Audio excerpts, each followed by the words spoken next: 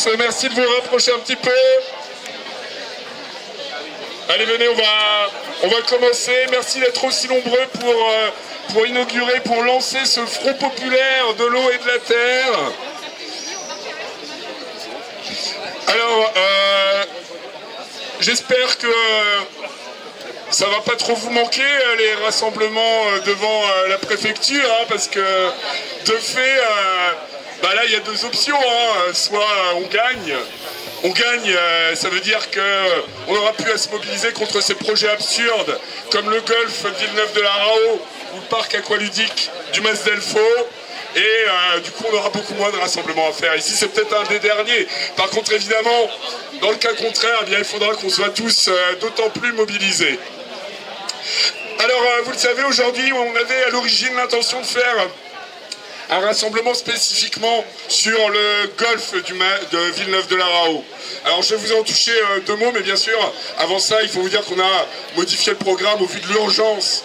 L'urgence démocratique pour notre pays, pour nous tous, à faire opposition, à empêcher le Front National d'arriver au pouvoir et de porter une alternative.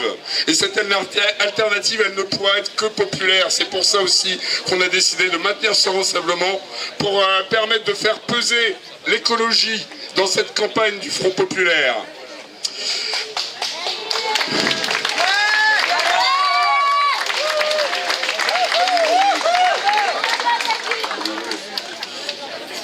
Alors un mot sur le golfe de Villeneuve-de-la-Raho avant d'aller plus loin. Alors, je représente avec ma camarade ici, ils sont nombreux, le collectif Préservons l'eau 66 qui réunit les opposants au projet de golf, mais aussi à d'autres projets des voleurs d'eau dans notre département. On va en parler rapidement. Le golfe de Villeneuve, vous le savez, le projet il est toujours en cours, rien n'a changé. Alors le bientôt ex-ministre du Développement durable et de la Cohésion territoriale, Christophe Béchu, était venu faire de pseudo-annonces en grande pompe dans notre département, où il avait annoncé que ce golfe, il pourrait se construire. Il pourrait se construire à la condition qu'il n'y aurait pas d'eau brute, pas d'eau du lac notamment, pour l'irriguer. Mais c'était du blabla, c'était du pipeau, hein. Il s'est contenté de parler, mais il n'y a aucune annonce concrète. Et ces annonces, elles disparaissent avec lui, tout comme son plan eau pour les Pyrénées-Orientales. Il aura simplement réussi à lancer qu'une retenue collinaire, celle de Sainte-Colombine. Mais c'est tout ce qui restera de ce regrettable plan eau, sous-financé d'ailleurs, à hauteur d'une somme ridicule de 10 millions d'euros. Bref, c'était du vent, c'était du blabla, c'était dans la lignée de ce qu'aura fait ce gouvernement en matière d'écologie, répression et mensonge. Hein. Alors c'est bien sûr aussi pour ça que... C'est pour ça que, on s'inscrit dans la démarche du Front Populaire, parce que c'est littéralement la seule alternative et le seul moyen de mettre fin à ces projets. Hein, ce n'est pas la minorité présidentielle et encore moins l'extrême droite qui va changer les choses, bien au contraire. Alors j'aurais bien voulu vous parler aussi des projets de l'extrême droite dans notre domaine pour l'eau, pour l'environnement, mais j'ai regardé le programme et il n'y a rien. Il n'y a rien. Littéralement c'est vide. C'est vide comme jamais. À part une chose, ils se plaignent de l'écologie punitive. Hein. Alors l'écologie punitive, vous savez, on en entend beaucoup parler, mais je tiens à rappeler que les restrictions d'eau, c'est pas les forces de gauche qui les font, c'est le gouvernement. C'est ceux qui préfèrent taxer l'eau et priver les citoyens de leurs usages au profit de projets comme le golf, au profit de projets comme le Mas Delfaux. Ils sont en la matière sur la même longueur d'onde, l'extrême droite et la minorité présidentielle. Alors voilà, je suis bien désolé qu'on en soit là aujourd'hui avec vous, mais je suis aussi content, vous nous donnez de la force. Hein. Mais je sais qu'au plus de l'éco-anxiété, vous savez, cette inquiétude pour l'avenir, pour le changement climatique, nous voilà confrontés avec, de manière bien plus court-termiste, à la facho-anxiété maintenant. Mais tous ensemble, eh bien, on a une occasion unique de mettre fin à l'ensemble de nos problèmes, et ça va se régler dans la rue et dans les urnes.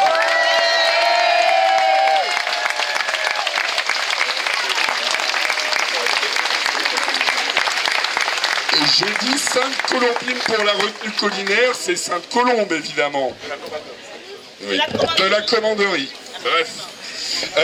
Alors sans plus attendre, eh bien on va d'abord demander à la société civile de venir s'exprimer, parce que le Front Populaire c'est ça, c'est pas juste 4 partis qui doivent prendre le pouvoir pour gouverner comme ils peuvent, non, c'est nous, le peuple de gauche, qui vont porter les revendications et les faire entendre.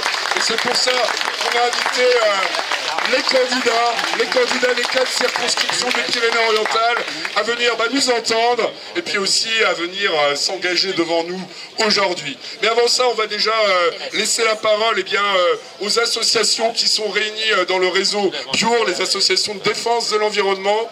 Et puis ensuite, on demandera, vous savez le problème de l'eau, il nous touche tous, mais il touche d'abord et en premier lieu nos agriculteurs. Donc on va demander aussi à la Confédération paysanne de venir s'exprimer sur le sujet. Et puis après, on écoutera les 4 candidats.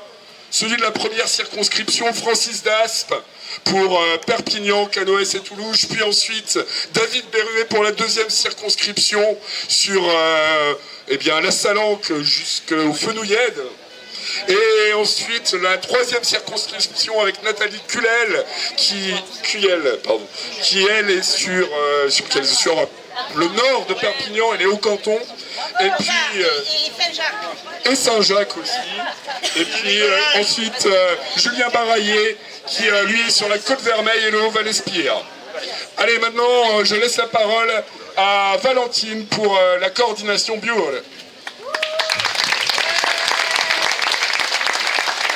Merci. Bonjour, désolé, je vais vous lire un papier.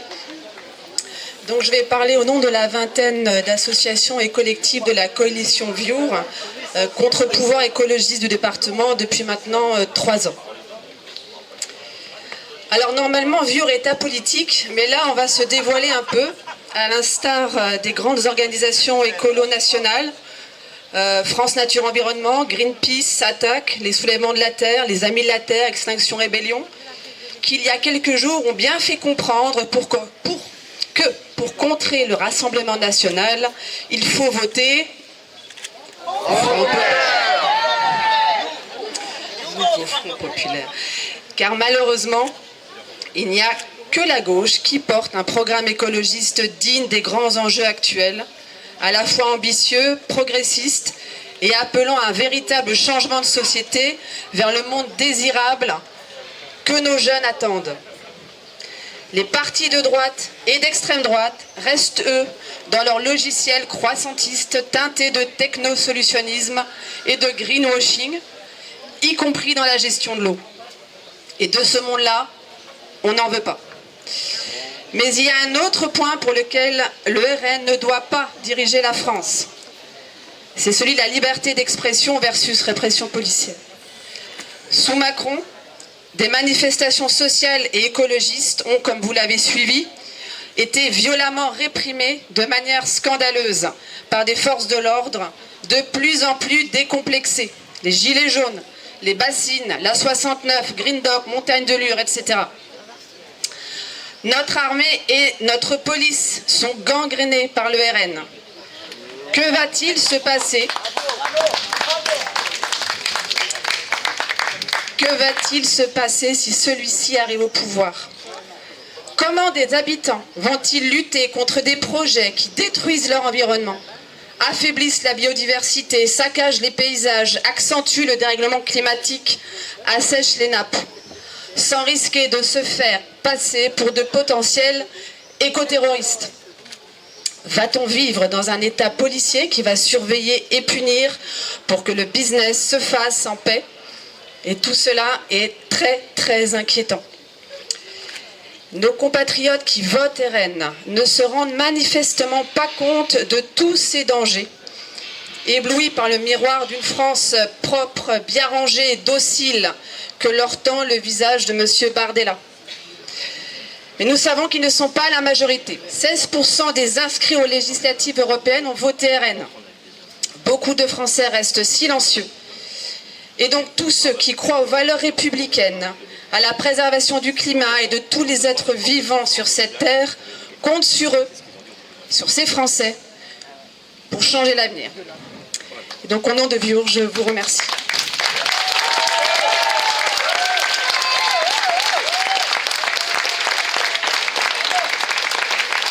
Et je voudrais ajouter une date, un rendez-vous, parce que samedi 22, nous faisons notre assemblée annuelle, la deuxième. Et donc samedi après-midi, il y a un débat public sur l'agrivoltaïsme à Terratz. Donc on a un rendez-vous au clan des Ponas, donc c'est un club hippique à 14h, et donc avec un débat mené par les Souleymans de la Terre 66 et le collectif des Aspres. Et donc tout le monde est bienvenu, vous tous évidemment, mais il faut élargir le cercle. Voilà, donc rendez-vous le 22. Merci.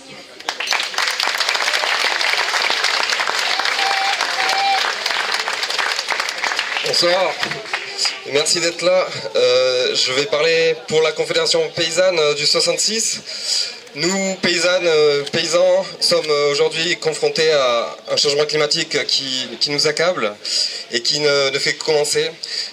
Dans un monde qui a été construit par la FNSEA et par le gouvernement libéral, sur un modèle dont on ne peut plus continuer.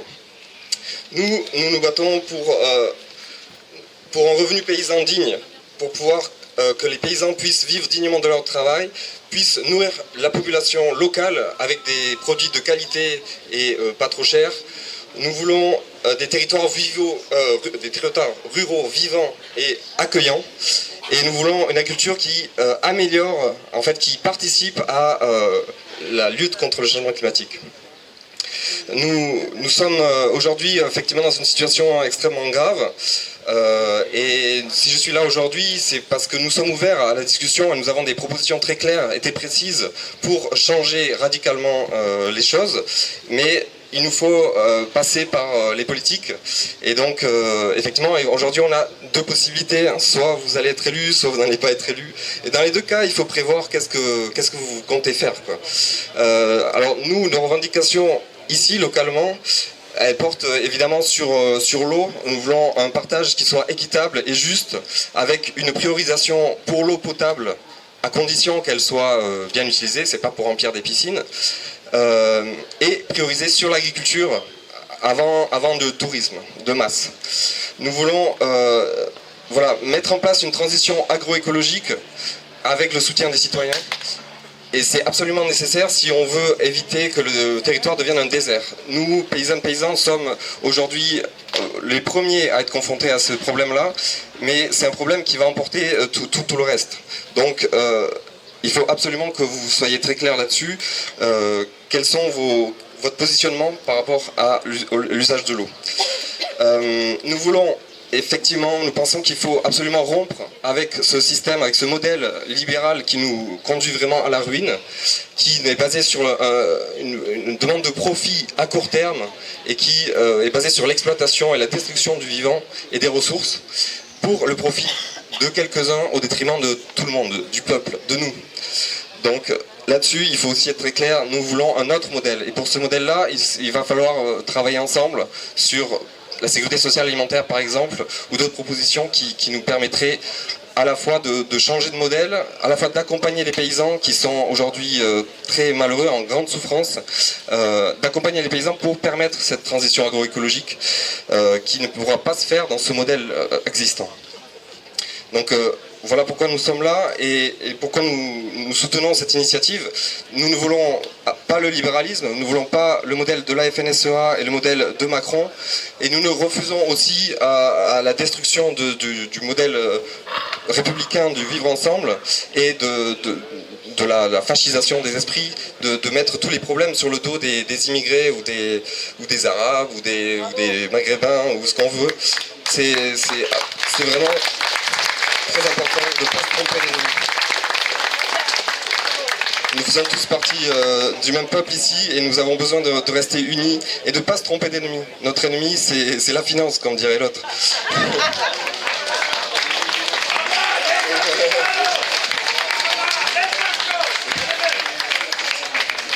Voilà, merci de votre écoute et nous sommes ouverts à toute discussion pour vous faire nos propositions plus précisément. Je ne vais pas rentrer dans le détail maintenant, mais voilà, sachez que nous sommes ouverts et nous restons à votre disposition.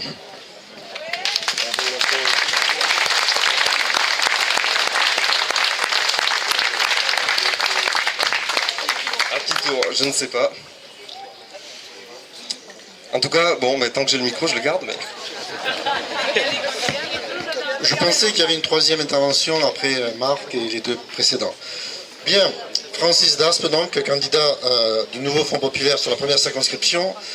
Tout d'abord, merci et bravo à ces organisateurs qui ont permis la tenue de cette mobilisation. La question de l'eau, de manière générale, résume les projets de société antagonistes auxquels nous allons être soumis pour ce vote. D'un côté, vous avez la Macronie. Ils considèrent l'eau comme une marchandise. Exemple, le ministre Béchu vient, première mesure, l'eau, il faut qu'elle coûte plus cher, on va l'augmenter de 25%. Or, nous, c'est le pouvoir d'achat. Donc déjà, c'est une marchandise et qui doit rapporter des profits. Quant au Rassemblement national, Front national, extrême droite, je mets les trois à la fois, pour eux, l'eau, c'est un don du ciel. Il faut processionner pour que ça tombe. Bon. Et nous, on considère que l'eau, c'est un bien commun.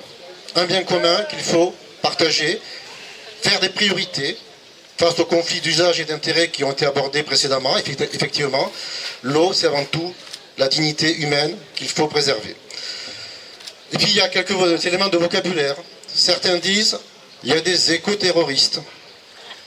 Ben non, les éco-terroristes, les soi-disant éco-terroristes, ils défendent l'humanité, ils défendent l'environnement, ils défendent l'intérêt général.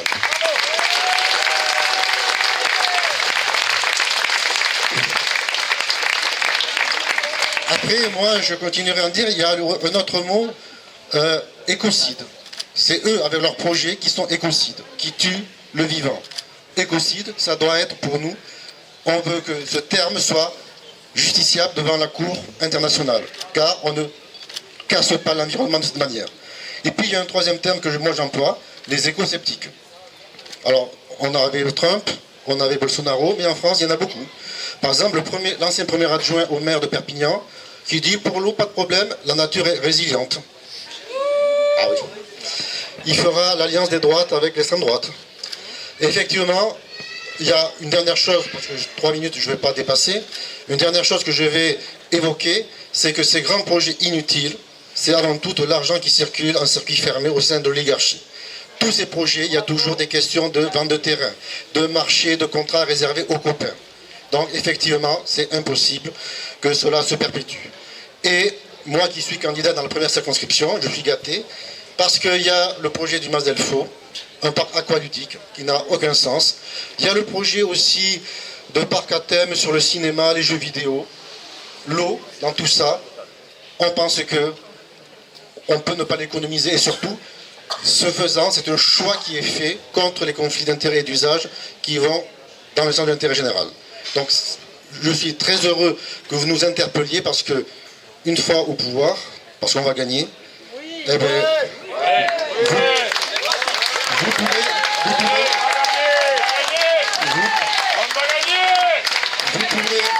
vous pourrez nous harceler, entre guillemets, pour qu'on tienne nos promesses.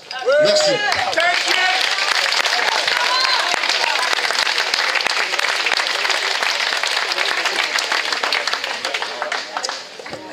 Bonsoir à toutes et à tous, David Berruet. C'est donc un écologiste qu'il revient de défendre les valeurs du Front Populaire sur la 2e circonscription des Pyrénées-Orientales, en compagnie de ma suppléante, elle est passée où, Lola Beuse, ce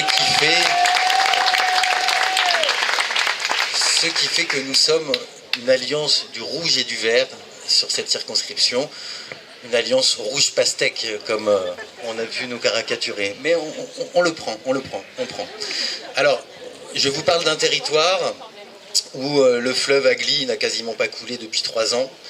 Un territoire où le barrage de Karamani ne sera pas rempli cet été, ne pourra pas servir pour la sécurité civile.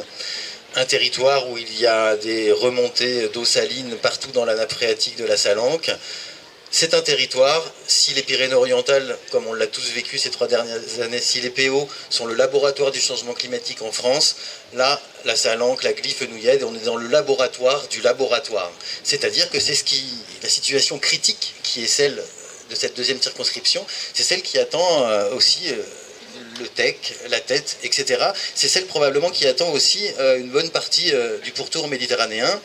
Et je parle bien de la situation climatique et de l'environnement.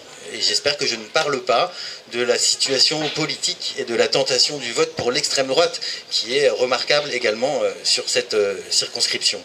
Alors, il y a un lien quand même, sans doute, qu'il faudrait creuser entre la situation de crise environnementale et sociale également qui va avec. C'est-à-dire que quand il commence à y avoir une pénurie sur les ressources, là en l'occurrence l'eau manque, les viticulteurs, les agriculteurs ne savent pas s'ils ne vont pas mettre la clé sous la porte. On en est là. Est-ce qu'il y aura-t-il encore de l'agriculture en Salanque dans 3 ou 4 ans? On en est là. Eh bien quand la ressource manque, il y a 2 façons d'affronter le problème. Soit on est dans une logique de concurrence, de loi du lobby le plus fort et de prédation de la ressource. Ça, c'est le modèle qui nous attend avec les logiques déjà existantes du macronisme, mais pensez bien qu'avec l'extrême droite, ça sera encore plus violent. Et face à une ressource qui est en diminution, face à une ressource qui se fait de plus en plus rare, l'alternative à la loi du plus fort, c'est le partage, c'est la solidarité entre les uns et entre les autres, entre l'amont et entre l'aval. Et cette logique-là, c'est nous qui la portons avec le Front Populaire. Alors, on peut imaginer plein de solutions technologiques pour affronter le problème de l'eau. On peut prolonger le tuyau qui vient du Rhône, même si on risque d'avoir un problème de salinisation de la Camargue, si on enlève le débit, si on fait baisser le débit qu'il y a dans le Rhône. On peut pomper l'eau qu'il y a dans le karst du Corbière, mais ça va faire qu'il y a moins d'eau douce qui va venir dans les nappes phréatiques de la Salanque. On retombe sur un autre problème. On peut imaginer de dessaler l'eau, effectivement, de faire des usines pour dessaler l'eau. Mais tant qu'on est en train de travailler à ces solutions technologiques, on n'est pas en train de se préparer à organiser la sobriété de nos usages et la sobriété de nos pratiques. Et la sobriété, nous n'y couperons pas. La sobriété, elle va s'imposer. Alors du coup, là, il y a 2 solutions. Soit on l'organise et on fait en sorte qu'elle soit juste socialement. C'est-à-dire que les riches n'aient pas le droit, eux, de passer outre la nécessité d'être sobre dans ses usages.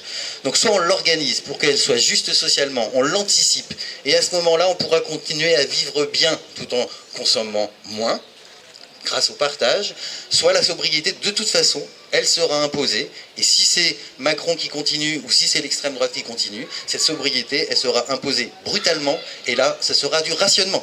Vous aurez droit à aller avec votre petit bidon de flotte, récupérer vos 20 ou 30 litres par personne chaque matin, avec un huissier ou un policier qui contrôlera que vous n'avez pas plus ce que vous avez droit. Donc, les de gauche et les écologistes se sont réunis, l'heure est grave, il y a péril en la demeure.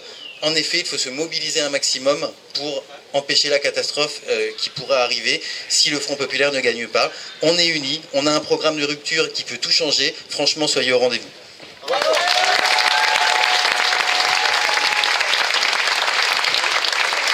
Bonjour à tous, Nathalie Culeil, donc de la 3e circonscription. Je viens de la société civile et je l'assume. Je ne suis pas forcément une pro, comme vous tous, en ce qui concerne les questions de l'eau. Mais je peux apprendre et je veux apprendre, donc je le dis clairement. Nous avons évidemment, nous, dans nos territoires de Cerdagne-Cap-Sire aussi, parce que la Circo va jusqu'à Cerdagne-Cap-Sire, de gros problèmes d'eau et notamment des problèmes d'entretien des canalisations d'eau qui sont dramatiques. On perd 50% de notre eau, par exemple dans ma commune de La Cabanas, et d'où la nécessité de vraiment avoir un service public de l'eau digne de ce nom, avec des régies locales, bien sûr, et ça c'est dans le programme, j'ai quand même étudié le programme, et il est à la fois social et écologique, puisque l'un ne peut pas aller sans l'autre, évidemment.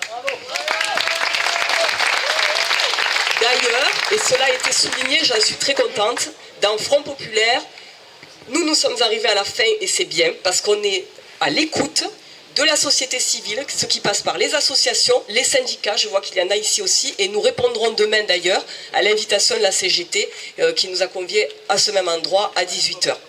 Voilà. Et donc, je ne serai pas très longue, juste pour dire qu'il faut en finir avec cette logique de prédation des espaces naturels, de notre eau, de biens publics, de tout ce qui nous appartient à tous, et reprendre notre bien, et ça ne passera que par un combat commun, ensemble, sinon pas de salut. On sera toujours à l'écoute, évidemment, de tout ce que vous aurez à nous faire remonter. Il faudra nous mettre la pression, on compte sur vous.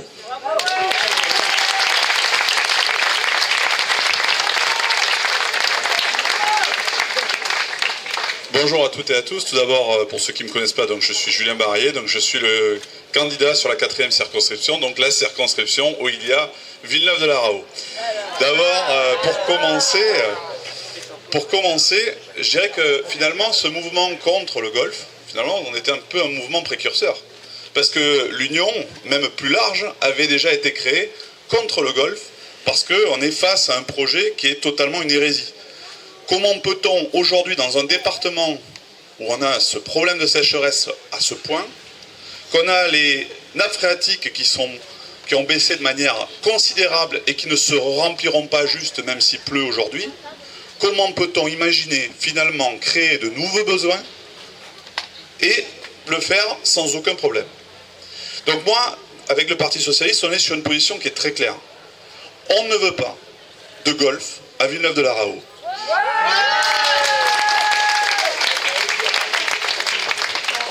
Et même si certains nous expliquent qu'ils vont réutiliser les eaux usées, si on peut réutiliser les eaux usées, essayons de trouver une solution, comment les réutiliser pour les besoins existants déjà sur nos territoires et ne créons pas de nouveaux besoins pour mettre en péril à la fois effectivement l'agriculture, l'ensemble des besoins, mais aussi l'alimentation en eau finalement des habitantes et des habitants. Parce que n'oublions pas, aujourd'hui, dans notre département, on a vécu ça l'été dernier, il y a des villages qui ont dû être alimentés en eau avec des bouteilles. C'est pas quelque chose de totalement fantasmé, c'est la réalité. Donc il faut absolument faire attention à notre ressource en eau. Effectivement, il faudra réfléchir, je pense, à comment faire en sorte de mettre en place ce qu'il faut pour que l'eau soit un bien public, un bien géré par peut-être les départements, peut-être les régions, peut-être l'État, mais en tout cas qui doit être protégé, parce que c'est un bien universel sans lequel on ne peut rien réaliser sur notre planète. Voilà, merci beaucoup.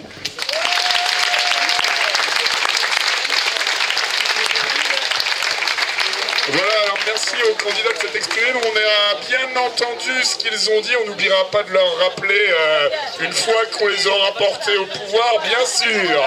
Hein, ce n'est pas un blanc, ça, c'est un soutien, soyons clairs. Hein. Alors, j'ai pas fait que lire le programme du Front National, c'est vachement déprimant.